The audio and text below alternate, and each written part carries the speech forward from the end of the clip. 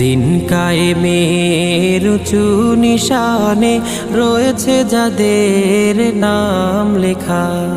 দিন কায়েমের উঁচু নিশানে রয়েছে যাদের নাম লেখা।